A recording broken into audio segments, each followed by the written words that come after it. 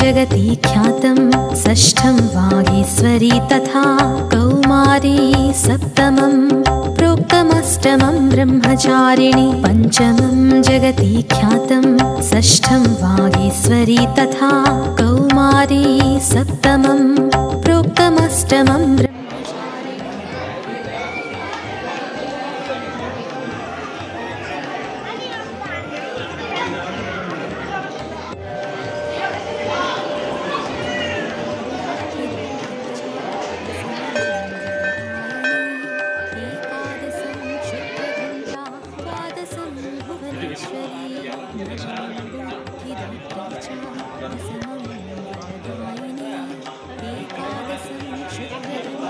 द्वादशं भुवनेश्वरी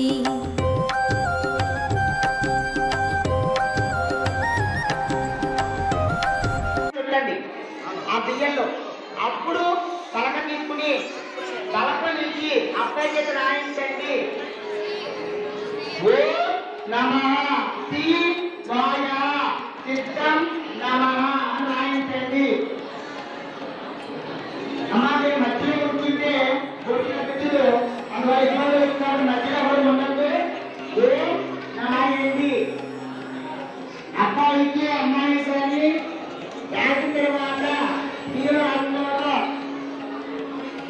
శ్రీకారం పెద్ద శ్రీకారం చుట్టేది ఎన్నిలో ఆ తర్వాత పలక తీసుకుని ఇదే మంత్రం రాయండి. ఓం నమః శివాయ చిత్తం నమః అని రాయండి.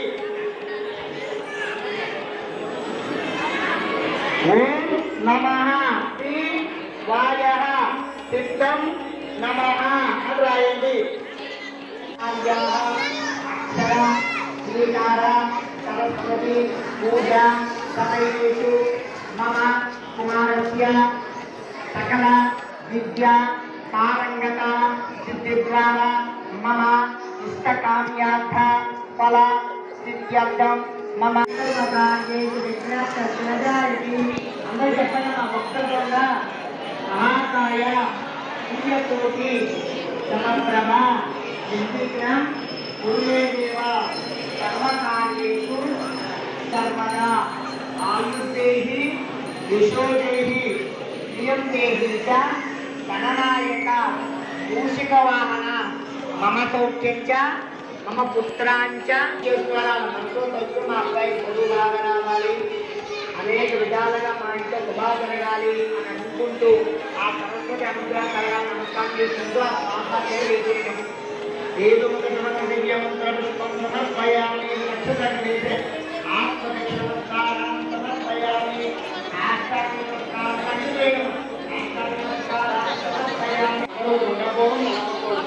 అలాగే మనం చేసే సకల కర్మ ఫలితం అమ్మవారి రూపంలో ఆహ్వానించే కావాలి. ఏ రకంగా మనం పూజ చేసేది అనేది కూడా ఇక్కడ మనలో చెప్పబడింది. అందుకే సనాతన ధర్మం అనేది 2 మాటలు 3 మాటలు చెప్పే కాదు, కొన్ని కోట్ల సంవత్సరాల నుంచి నడుస్తూ ఉన్నటువంటి ధర్మం. అయినా